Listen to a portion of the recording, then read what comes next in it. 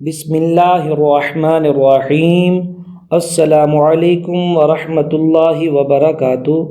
ناظرین، آپ دیکھ رہے ہیں upedia چینل۔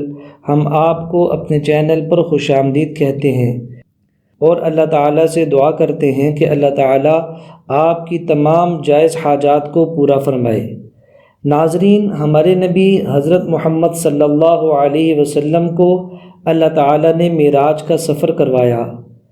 آپ صلی اللہ علیہ وسلم کو اللہ تعالیٰ نے اپنے قریب بلایا، اپنا مہمان بنایا، اور معراج کی رات آپ صلی اللہ علیہ وسلم کو اللہ تعالیٰ نے اپنے اتنا قریب کیا کہ قرآن پاک کے الفاظ ہیں ثم دنا فتدلی فکان قاب قوسین او ادنا، یعنی بالکل اپنے قریب اپنے عرش پہ بٹھا لیا، اور حضور صلی اللہ علیہ وسلم سے اللہ تعالیٰ ہم کلام ہوئے اور اللہ تعالیٰ نے آپ سے باتیں کی۔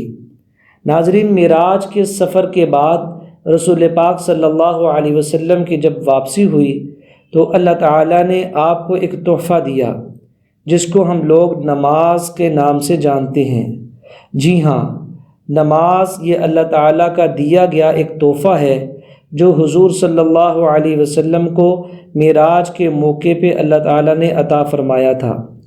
اسی لیے آپ صلی اللہ علیہ وسلم نے ارشاد فرمایا کہ الصلاۃ معراج المومن، کہ انسان کی نماز مومن کی معراج ہے۔ تو دوستو، نماز مومن کا نور ہے۔ نماز انسان کے گناہوں کو ایسے صاف کر دیتی ہے جیسے پانی انسان کے جسم کو پاک اور صاف کر دیتا ہے۔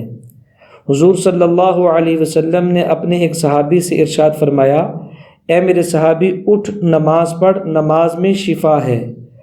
اللہ تعالیٰ نے نماز کے اندر اتنی دولت چھپا رکھی ہے اور اتنی اللہ تعالیٰ نے اپنی معرفت چھپا رکھی ہے، میرے دوستو، اگر ہمیں اس کا اندازہ ہو جائے تو ہم کبھی بھی نماز کو نہ چھوڑیں۔ ایک حدیث پاک میں آپ صلی اللہ علیہ وسلم نے ارشاد فرمایا، بین العبد و بین الکفر ترک الصلاۃ، بندہ مومن کے درمیان اور کافر کے درمیان صرف اور صرف نماز چھوڑنے کا فرق ہے۔ تو ناظرین، نماز ایک اتنا طاقتور عمل ہے کہ نماز کے ذریعے سے انسان اپنے تمام کام اللہ رب العزت کی ذات سے کروا سکتا ہے۔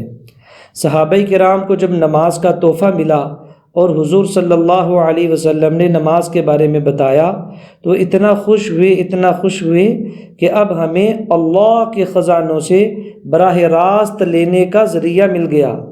لہٰذا جس صحابی کو جس چیز کی ضرورت ہوتی تھی وہ 2 رکعت نماز پڑھتے اور اللہ تعالیٰ سے اپنا وہ کام کروا لیتے۔ ناظرین، آج ہم بھی اگر اپنے کام کروانا چاہتے ہیں، کوئی ضرورت ہے ہماری اور کوئی حاجت ہے، تو اللہ تعالیٰ کے سامنے رو کے گڑ گڑا کے اللہ تعالیٰ کی ذات کے سامنے اپنی عاجزی اور انکساری دکھا کے الحمدللہ ہم بھی وہ کام کر سکتے ہیں، اور اللہ کی ذات اپنی قدرت کے ساتھ اور اپنی طاقت کے ساتھ اب بھی ویسے ہی موجود ہے جیسی صحابہ کرام کے زمانے میں موجود تھی۔ تو دوستو، اب اللہ تعالیٰ کی مدد اور نصرت زمین پہ نہیں اتر رہی اور مسلمان پس رہا ہے اور مسلمان پہ ظلم ہو رہا ہے، اس کی بنیادی وجہ یہ ہے کہ ہم نے نماز کو ترک کر دیا۔ ہم نے نماز جیسے عظیم تحفے کو چھوڑ دیا میرے دوستو، اور نماز کے ساتھ ہم نے لاپرواہی والا معاملہ کیا۔ امت کا ایک اتنا بڑا طبقہ ہے جو نماز بالکل ادا نہیں کرتا۔ بہت سارے ایسے ہیں جن کو صرف ہفتے میں 1 دن مسجد میں جانا نصیب ہوتا ہے جمعے کی نماز کے لیے۔ دوستو، اسی ملک پاکستان میں کتنے ایسے بیچارے نوجوان ہوں گے جن کو سال میں صرف 1 دفعہ مسجد میں جانا نصیب ہوتا ہے، بقرہ عید پر یا پھر چھوٹی عید پر۔ تو میرے دوستو، یہ بڑی فکر مندی کی بات ہے۔ اللہ تعالیٰ کا قرب حاصل ہوگا نماز کے ذریعے، اللہ تعالیٰ کا تعلق ملے گا انسان کو نماز کے ذریعے سے، لہٰذا نماز کے ذریعے سے انسان سارے کام کروا سکتا ہے۔ آج جو میں وظیفہ آپ لوگوں کے سامنے لے کر حاضر خدمت ہوا ہوں، یہ وظیفہ بھی کن فیکون والی نماز ہے، یعنی ادھر آپ کی نماز ختم ہوئی، ادھر اللہ تعالیٰ نے دولت کے انبار آپ کے لیے لگا دیے۔ ادھر آپ کی نماز ختم ہوئی، ادھر اللہ تعالیٰ نے آپ کی تمام گتھیاں سلجھا دیں، آپ کی تمام مشکلات کو آسان کر دیا۔ جس مقصد کے لیے آپ نے وظیفہ کیا، جس مقصد کے لیے آپ نے یہ عمل کیا، اللہ تعالیٰ آپ کا وہ مقصد فوراً پورا فرما دیتے ہیں۔ تو وظیفہ آپ نے اس طرح سے کرنا ہے کہ آپ نے اچھی طرح سے پہلے وضو کرنا ہے، اور خیال کریں کہ آپ وضو کے اندر مسواک کا اہتمام بھی ضرور کریں، تاکہ آپ کا وضو بالکل سنت کے مطابق ہو۔ وضو جتنا شاندار ہوگا نماز اتنی شاندار ہوگی۔ تو آپ نے اچھے طریقے سے وضو کرنا ہے۔